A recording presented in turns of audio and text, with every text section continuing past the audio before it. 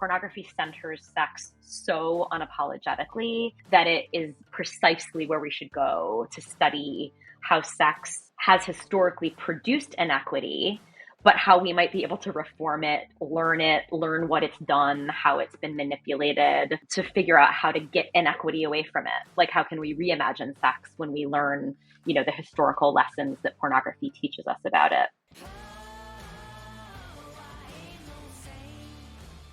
Hello and welcome to episode 12 of Amorous Histories. I'm Annie, thank you for joining me. If you like the vibes, you can follow me wherever you get your podcasts and on social media. I'm on @AmorousHistories on Instagram, Facebook, YouTube and TikTok, and @AmorousHistPod on Twitter. You can like, share, comment and all of that good stuff. Transcripts and sources for each show are available on the website amoروushistories.co.uk, along with links to the bookshop.org affiliate account and some other goodies. In today's episode, I have the absolute honour of talking to Dr Kathleen Lubey about her new book, What Pornography Knows, Sex and Social Protests Since the 18th Century. When the publishers reached out to me last year and asked me if I was interested in talking to Kathleen, I was excited as a kid on Christmas Day because I absolutely love her work. Kathleen is a lecturer at St. John's University in Queens, New York, USA. She specialises in the literature and culture of 18th century Britain, sexuality and gender studies, the history of pornography, and literature of the British slave trade. Her first book, Excitable Imaginations, Eroticism and Reading in Britain 1660 to 1760, published in 2012, examined the relationship between sexual representation and discourses on morality, aesthetics, and reading in a range of 18th century texts. She has had her writing published in many journals, including ELH, 18th Century Fiction, Differences, 18th Century Studies, and Studies in 18th Century Culture. Her current book, What Pornography Knows, Sex and Social Protests Since the 18th Century, examines archival texts to trace currents of feminism and social justice in British pornography from the 1740s to the present. The book shows how erotic texts were edited across time to become a genre focused primarily on sex instead of what it was, a genre offering speculative philosophy and feminist theory alongside sexual descriptions. Right, thank you for joining me, Kathleen. We're going to be talking today about your book, What Pornography Knows, Sex and Social Protests Since the 18th Century. I wondered if you could just kick us off by telling us a little bit more about porn and its forms in sort of the 18th to 19th century. Yeah, absolutely. What's so interesting about pornography in the 18th century and what makes it both interesting and challenging to research is that the term and the category really didn't exist yet as such in the 18th century. The word sort of existed, but it wasn't until the 19th century that it was used as kind of an organizing category for designating certain materials sexual in a way that could be dangerous to a general public.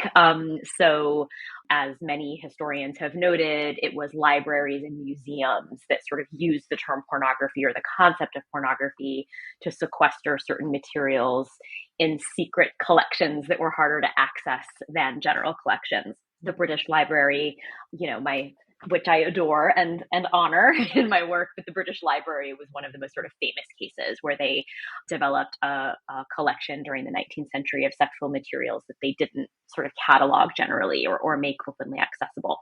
So in the 18th century, authors who wrote about sex were not sort of adhering to any definition of what pornography was or was not supposed to do.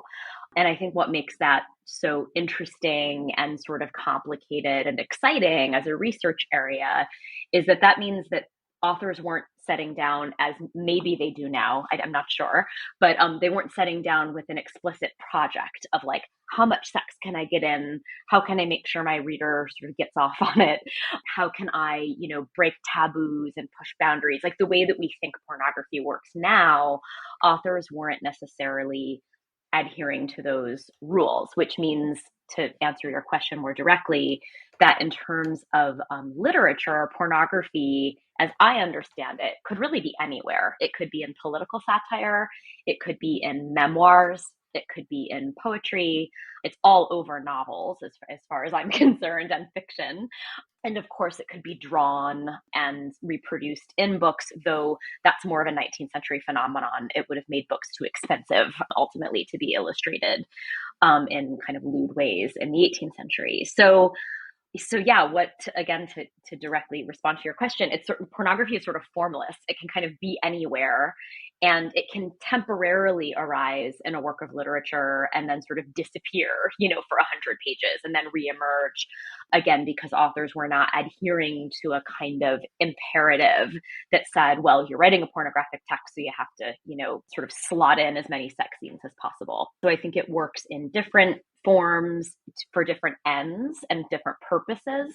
And for that reason, it's a really diverse, I think, and exciting genre in the 18th century that sends lots of different kinds of messages to its readers.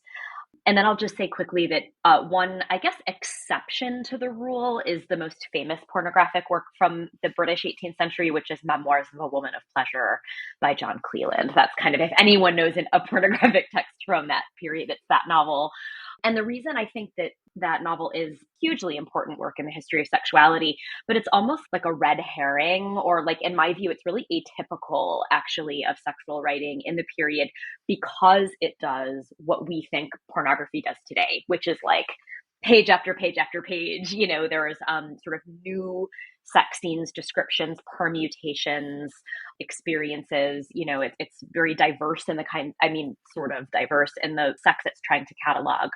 And for that reason, it looks to us sort of familiar today as like hardcore pornography, so to speak. But I think actually it's quite atypical of what sexual writing was doing in the period more broadly. I think that's really interesting because Fanny Hill is very much go, go, go. There's a lot of action. She has a lot of energy. Whereas the other pieces of porn, or the erotica that people will know of, is more like you say, more like novels. And there are pages of plotline in between the actual sex scenes. When I think of pornography, I normally think of just go, go, go, just that sex. The main goal is the sex, and everything else is not necessary. Whereas in the 18th century, it's part of the whole story is necessary. Yeah. And right. in your book, you write about the history of the human heart. Could you tell us a little bit more about that? Yes, that's sort of the spine and the spirit of the whole book is really around this novel, also published in 1749, so the same year as Fanny Hill, but without an attribution, so we don't know who wrote it. Yeah, this novel is like Fanny Hill, it's the story of an adolescent coming of age, a boy who, is born in sort of the English countryside, grows up in rural climes, dallying around with his female cousin and kind of making sexual discoveries and things like that. So it's a comic novel that sort of attaches, different developmental and psychological stages to different sexual experiences of the hero. So kind of childish fumbling around, with other children, to sort of teenage experiments with trying to seduce / coerce / rape in some occasions, female partners, to it ends up that one of the women he seduces cross-dresses as a man and follows him across Europe, and he ends up marrying her on the last page. Sorry to give away the ending, but he marries her on the last page of the novel. But really, that novel is not at all about the plot. It's sort of about how can you send a somewhat haphazard, somewhat unfocused hero off into these different kind of stages and like see what he does for adventure. So sometimes that involves sex, sometimes that involves drinking or gambling, or just sort of roaming about with his male friends, both in England, and he goes on a grand tour for part of the novel. So those descriptions sort of emerge in the novel alongside or among like other forms of narrating a coming of age story in which a boy is like generally misbehaving. But what's so fascinating about that novel is that there's a whole textual apparatus attached to the novel that is not supposedly not fictional. So there are these philosophical footnotes, as you know, since you read the novel and have looked at my book. These footnotes are sort of scientific, moral, religious, philosophical, and they interrupt what should be very kind of racy, explicit sex scenes and direct the reader to think about, like, philosophical questions. Like, there's, for example, the novel very early on describes the hero's parents having sex on their wedding night when he is conceived. And instead of just giving that scene to us in an erotic, uninterrupted kind of description, halfway through, a philosopher interrupts with a footnote to say, when is the fetus animated by a soul? Is it from the spermatozoa? Is it in the ovum? Like, there's all these pedantic questions that have a real basis in kind of 17th and 18th century questions about such things, but they're also sort of the voice of them is a little old fashioned. It's a little like folksy and self-important. So it's kind of funny, but also circulating, I think, what were proximate and sort of real ideas and questions about when things like this happen. So in short, that novel is so fascinating because precisely when you think the novel is going to be pornographic in a straightforward way, where you're reading about genital contact that's kind of like, heated and exciting, you're actually asked to think about abstract ideas and about a larger kind of intellectual or moral or philosophical plane. And I think that's hugely important because it is evidence to us, as historians and as readers and thinkers and feminists and gender, students of gender, that sex was never happening in a vacuum. It never is, I don't think. But in the 18th century, writers of pornography or the writer of that novel anyway, seems highly aware that sex is not separate from all of these other forms of discourse and questioning, even when it's done kind of comically. This author is making the case that philosophy, religion, morality, and other kinds of questions are, sort of attend individual sexual moments of contact. I could talk about that novel all day, but that's and it had a long life. It was reprinted in the 19th century, which shows that even though somewhere in the 20th century it kind of got forgotten about, it was actually like relevant to many generations of pornographers and publishers. I love it when in the 18th century their novels have all the footnotes and they're the notes from the editor, pretending that they're not actually the writer. Like Daniel Defoe does it loads and loads, and it's sort of like, oh, this is what our person retelling the story said, and they just insert a little bit of whatever the agenda is within that sort of editor's notes or the footnotes. Absolutely. I think that's super, super interesting. It is.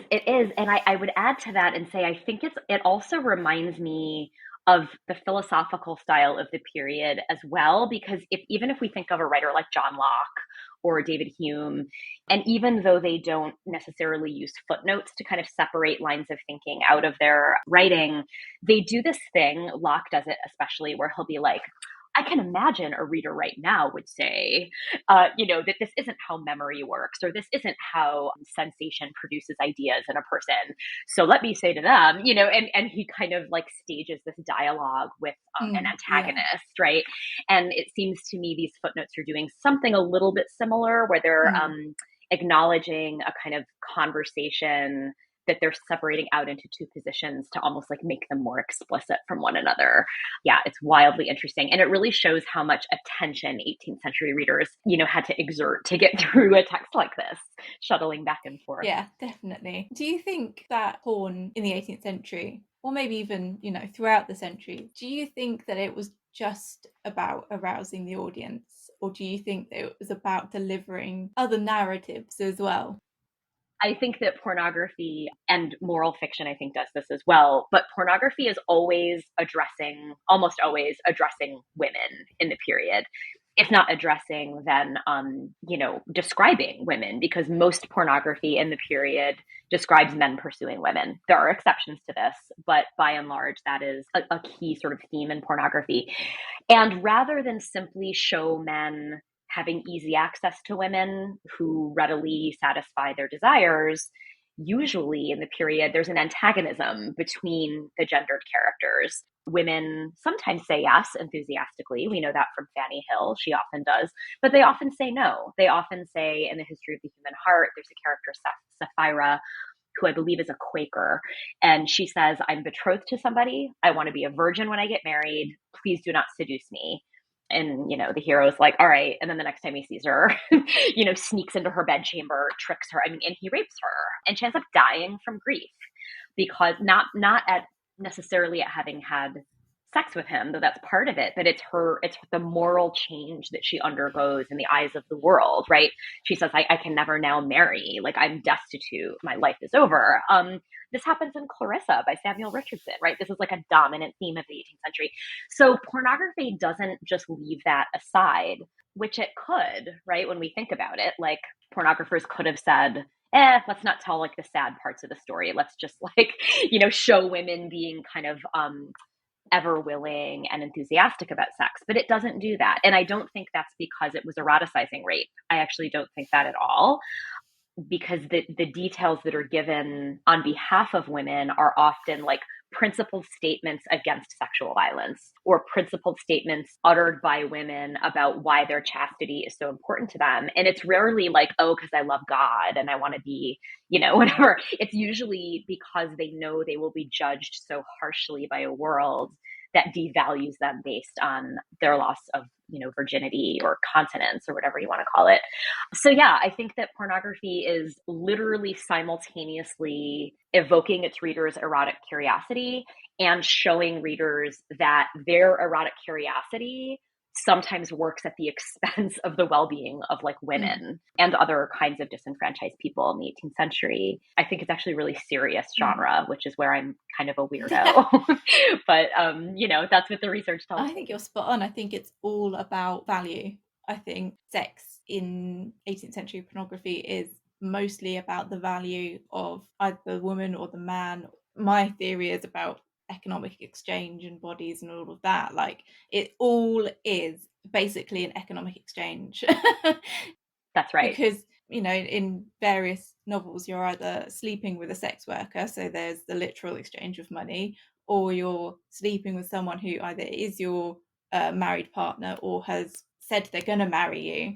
And it's all about needing to have that economic security. So yeah, I could write, I have written whole essays on that, but yeah.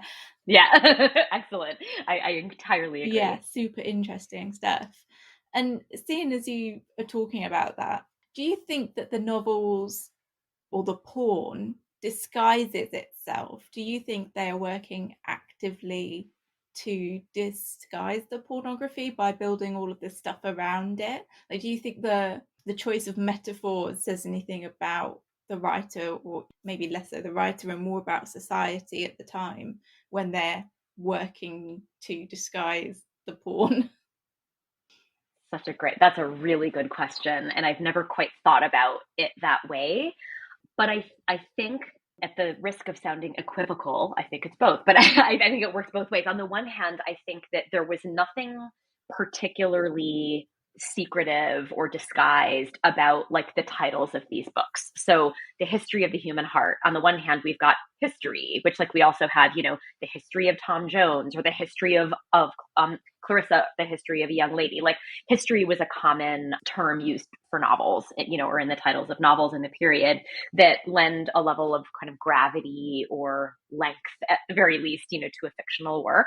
But then you have of the human heart, which of course evokes romance, passion, probably erotic intrigue, all of that stuff. So I think that on the one hand, that title is pretty straightforward, that there's going to be some level of passionate content in that book, but calling it as it was a novel that is also a history allows it to be on a bookshelf in a bookshop, alongside Richardson and Cleland for that matter, and Fielding and Sterne and all of the other novelists who are using those kinds of terms. So I think that more than disguising, it's more of like a blending actually of that book among others. And then within the texts, it's just such a good question. I almost think it's not about disguise, because I think these writers have a conviction, as I said earlier, that sex is already embroiled and all of these other concerns, like economic ones that you just mentioned, and that economic concerns, especially for women, are of course shot through with sexuality, right? In the sense that they have to preserve their sexuality in a certain kind of way in order to command, attention or desirability on the marriage market. So, I have to think more exactly about your question, but in what I've read, there is not a disguising so much as a question, like human heart, is that going to be sexy or is it going to be sentimental? Right? Like it's one or the Yeah. other. And so there's always kind of the possibility, I think, held out there. It's never, I don't, in my experience of reading these texts, it's never a total shock when sort of going by your gut of a title. It's never like totally surprising when a sex scene erupts in the midst of a text. Yeah, it's hard to put yourself in 18th century shoes as well, because they would have understood one thing to mean something. You have to do so much reading to go back and go, oh, okay, a history, a human heart, that could equal erotica. Whereas today, that's not how it works. So you have to have a lot of research behind you to be able to go and pick out that might be something naughty. That's right. That's right. And thanks for saying that, because I sometimes forget that. And when I sort of retrace my steps of how I located these books in the first place in the British Library, really often going by title alone, because the Mm. shelf marks don't always correspond with like what is sexy and what isn't. It is, yeah, the sense that you have a experience with 18th century language, and think, oh yeah, I know what that, I know what that's Yeah. referring to. Another book I write about in the book is called The Progress of Nature, and that's another one where if we heard that today, right, we would think, oh, the progress of nature, that must be about science, or botany or something. And when we know that the argument for or about nature and human nature and man's nature was affiliated with materialism, right? A belief that the body could and should pursue its own pleasures in the 18th century. All the alarms go off and you think, oh, okay, that's about bodily pleasure, right? And indeed it was. Yeah, this nature was such a big one as well. Like, is it the tree of life? Mm-hmm. And it's all about just like plowing and sowing seeds and all of that, and about, plowing this fertile land. And you could read that if you didn't have a clue. You could go, oh, this is just about agriculture. Yeah, It's really not. It's really a piece of erotica. But yeah, absolutely. you've got to have your wits about you to notice whether it is or isn't. Oh yeah, absolutely fascinating. Yes, yes. I noticed quite a lot of interviewers asking you about the part of your book about genitals being distinct from the rest of the body of the characters in the books that you've studied. I wondered if you could expand on this a little, because when I first read it, I think I was a bit like, what? But I did understand it eventually. That might have just been me being a bit slow, but could you expand on that, please? I'm happy to. And this, I will say, this is very much where I'm a literary historian. And I think that, or I should say like a literary critic or a literary analyst, where for me, it's worth sometimes like freeze framing a literary description and thinking about what it's doing in and of itself that detaches it from like a larger narrative where genitals are attached to people, right? So it's a very particular way of reading that I don't necessarily expect everyone to pick up on or even agree with at the end of the day. But I just noticed a pattern in these pornographic texts and sometimes in non-pornographic texts of the way genitals are described during a sex scene. They become sort of detached from the particular people whose bodies they're on. So the most vivid example that I talk about in the book is from Fanny Hill, and it's this first scene where she has sexual contact with another woman or young woman named Phoebe. And what's really remarkable about that instance is that the fingers and lips, which are labia, vaginal lips, and other kinds of genitals that are described in that scene don't have personal pronouns attached to them, right? So it's not like her finger, her legs, her thighs. Like those all fall away. So you're not sure who's what is doing what to what. And that creates a kind of, I think, in that scene, which is non-harmful to Fanny, that's a kind of innocent initial, not totally penetrative, like she's penetrated slightly, but not the way she will be by men later. That, to me, the loss of pronouns there make the genitals sort of commingle in a way that's kind of mimics what Fanny's going through, right? It's rushed, it's pleasurable, it's not scary, it's kind of like her first immersion in a feeling like that. So it creates immediacy for the reader who can understand sexual contact to perhaps, not always, happen that way. So on the one hand, it has that kind of descriptive effect. But more broadly, I think often those genitals becoming detached from bodies have more like political meaning, than that. So in other instances, such as The Female Husband by Henry Fielding, which was written in the 1740s, I consider that, I'm not alone in this, I consider that the protagonist of that work to be a trans character, like an early version of what we would now perceive as a trans character. So that character possesses genitals we would call female traditionally, like vaginal genitals, but wears a strap-on dildo because they present as a man. They are a man, they are a trans person, but they present as a man to the 18th century world they circulate in. So in that case, the dildo sort of comes on and off of that character's body. And as it does, the narrator of that text registers changes in the character's gender, right? Or like uses different pronouns at different times to describe that character.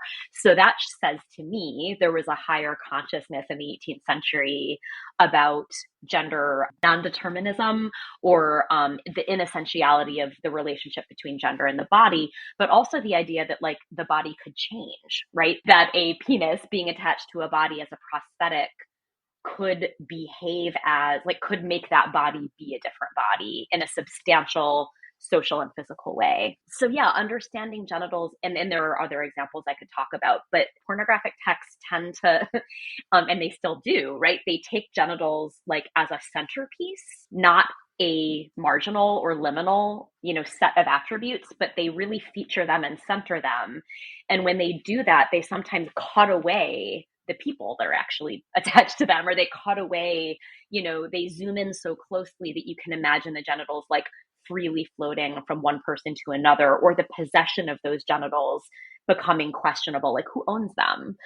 Which body are they attached to? Are they permanently attached to that body? And I think when we see text doing that, even if the text didn't know that they were doing that, when we look at them from our vantage point now, we can see like gender realities that we should be acknowledging in our world now. That is that there are many genders that are all valid and important and should be protected, but that the 18th century sort of had an awareness of this too.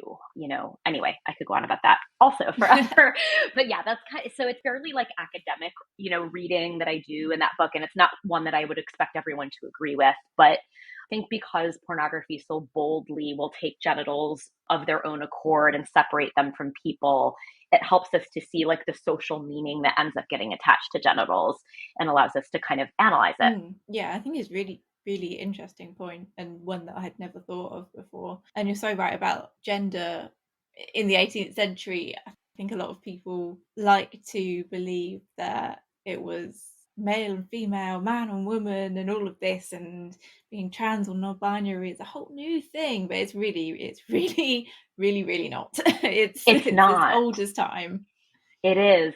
It is. And even I'm thinking about this a lot since the book came out, and even the most important historians of sexuality, like, I don't know, Michel Foucault, Randy Trumbach, and others, they have written such important work that has recognized the way that gender, like by the 19th century, has become kind of codified and binarized. And I certainly don't think any of that is wrong. And I admire the scholarship of people like that hugely. But there's a kind of story that's told about the 18th century that there was, a rise of domesticity, companionate marriage, sort of masculine and feminine roles were becoming like disentangled and sort of stabilized, and that modern sexuality ossified, male homosexuality became, stigmatized and reviled. And like those things aren't untrue, but they're not total, right? Like things don't ever happen in just like one direction with like nothing else going on underneath. And so, yeah, I agree with you. I think there's a much more oscillating story to be told about how gender was being both lived and imagined in the period. And I think that exactly as authors were, novelists, particularly leading up to Austen, were like writing about marriage as though it was something that was, sort of inevitable for virtuous women and most men. At the same time that that was happening, like these really sexually chaotic fictions are being circulated where it seems like everyone is having sex before marriage, whether they want to or not.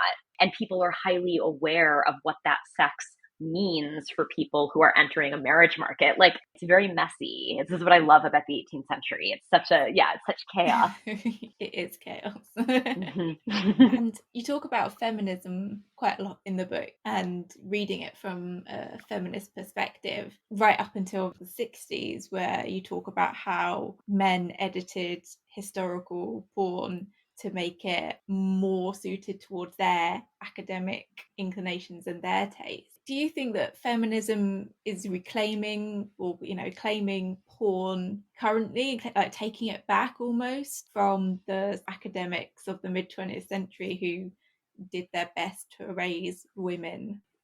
I think partially yes, and I think the most important way this is being done by feminist scholars, I think across Europe and America, and this is emblematized in the journal Porn Studies, which is doing such important work in the field, is centering sex workers themselves and pornography laborers themselves in studies of modern pornography, today in the digital era.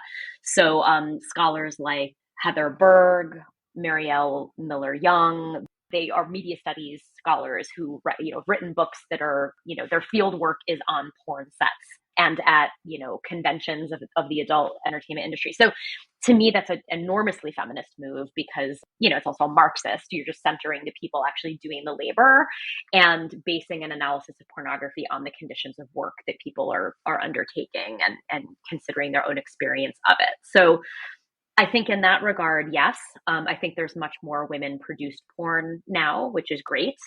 I guess people describe it as feminist, and I don't disagree with that. I guess I'm a little bit less certain that we can say what pornography, like that we can attach adjectives to pornography and say, well, that's feminist porn, because it does. I would say it's woman-centered porn, woman-produced porn, right? Maybe it's queer, maybe it's non-penetrative, or maybe it relegates phallic penetration to a secondary. Like, to me, it's more interesting to think about it that way. It's like a more diverse, more inclusive pornography. So in those ways, I think the genre is being both studied and produced in ways that very much work against the grain of what we might think are traditionally masculine interests.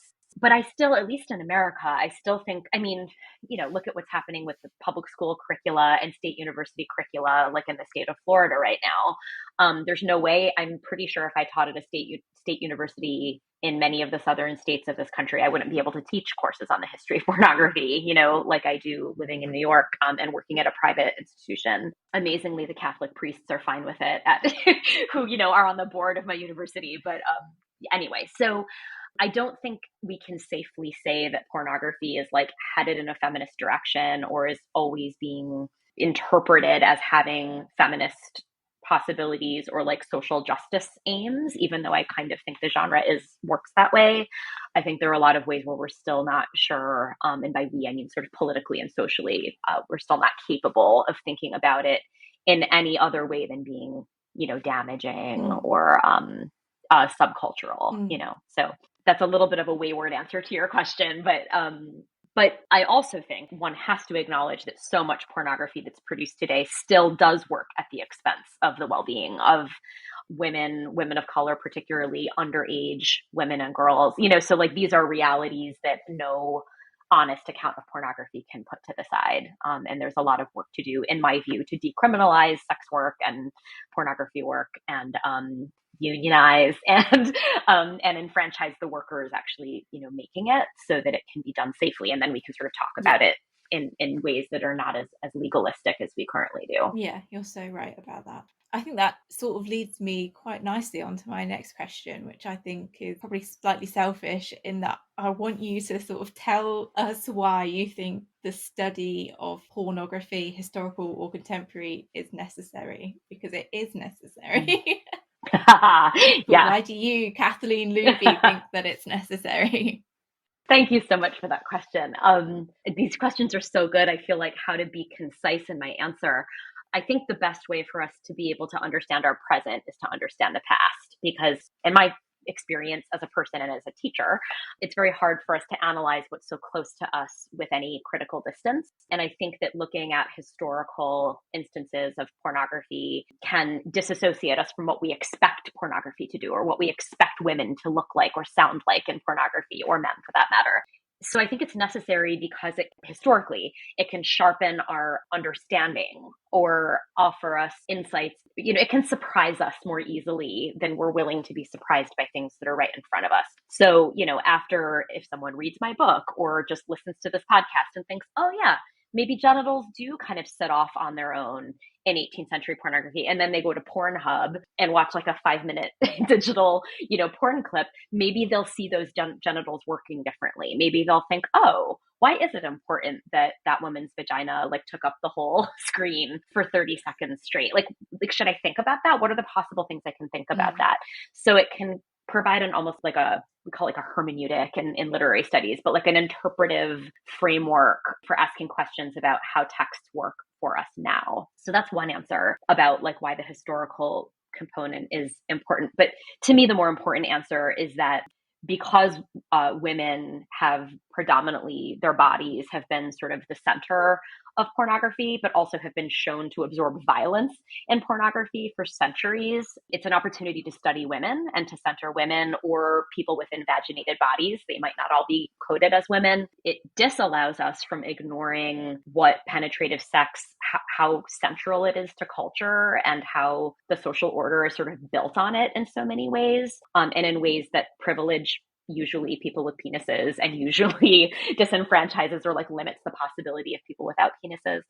So yeah, I just think pornography centers sex so unapologetically that it is precisely where we should go to study how sex has historically produced inequity, but how we might be able to reform it, learn what it's done, how it's been manipulated, to figure out how to get inequity away from it. Like, how can we reimagine sex when we learn, the historical lessons that pornography teaches us about it? That was a brilliant answer. Thank you very much.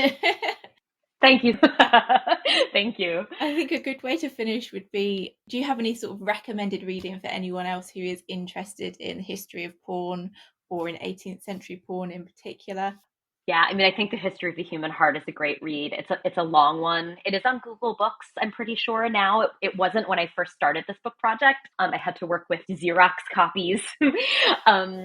But yes, I think it's a great read. And I also, if a person wanted a shorter text, I think The Progressive Nature, and I can't remember if that is indexed in Google Books or not, but it is held at the British Library. The Progressive Nature is much shorter and a bit more, it's just fantastic. So I would say that those two, and those both are published in the same decade as Fanny Hill. So they both in some ways resemble Fanny Hill, and then in other ways do very, very different things. So anyone who's interested in like adolescent sexuality, narrative form, pornography, gender, proto-courtship narratives, like all of that stuff is very, adventure fiction. It's very interesting. So those would be my top two for 18th century.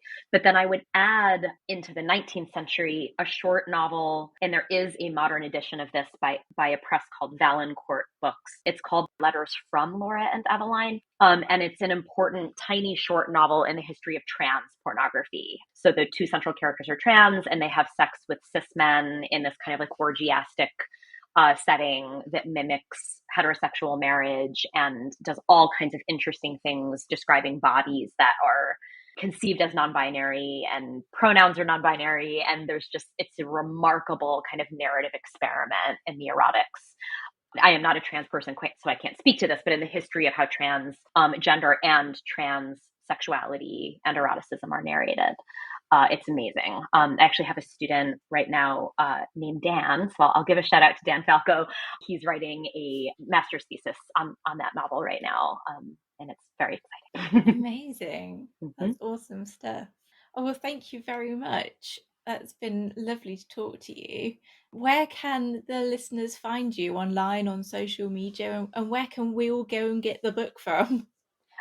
Yes, absolutely. You can get the book at, all of the big sellers. I would encourage independent bookstores for sure to be the number one place people should buy. But at the Stanford University Press website, which is sup.org, If you use the code Lubey20, so LUBEY20, you can get 20% off the paperback. So that brings it, I think, to almost under $20. But yeah, it's available other places too, but that's probably the most affordable one. And then my publications and CV and short bio are found on my website, which is KathleenLubey.com. And then there's a more kind of academic profile of my work at my St. John's University website page, which is easily Googleable. Oh yeah, and social media. As much as I'm on it these days, I'm starting to get jaded by all of the stuff. But I am at Kathy Lubey on Twitter and Blue Sky now, and Instagram, where I mostly just put up pictures of food that I cooked. But so be it. That's nice. That's nice, wholesome. Yeah, it is wholesome content. That is lovely. I also like to say, any students who are like listening or anyone associated with a university, you can encourage your university library to buy the book if it's something that you think you need for your studies. So nudge, nudge, hint, hint. I mean, you took the words right out of my mouth, and I will just say that it is between my first book and my second, it's kind of amazing to see how many fewer copies libraries in general are buying of academic books. Oh. It's really alarming. So please do request it from your library if you're able. And I think many libraries now at universities are working by these kinds of requests, which is not fair because it puts the burden on students and faculty. But if we have the energy, we should be asking all the time for these things. Definitely. Well, thank you so much for coming on my humble little podcast. It has been amazing to have you. Really enjoyed asking you questions and hearing what you have to say about all things porn in the 18th and 19th century. Thank you so much. It's been a total delight. Thank you. Thanks again to Kathleen for joining me. You can find links to What Pornography Knows, Sex and Social Protest Since the 18th Century in the episode description and on my bookshop.org accounts. I hope you enjoyed listening to this episode as much as I enjoyed making it. Please feel free to DM or email me at amoroushistories@gmail.com if you have any questions, episode suggestions, or want to collab. If you like this episode, please leave Amorous Histories a kind review and some stars on your podcast app or website. You should be able to find me wherever you get your podcasts. You can also follow my socials at Amorous Histories on Instagram, Facebook, YouTube, and TikTok, and at AmorousHistPod on Twitter. Transcripts and sources are at amoroushistories.co.uk. Until next time, stay sexy.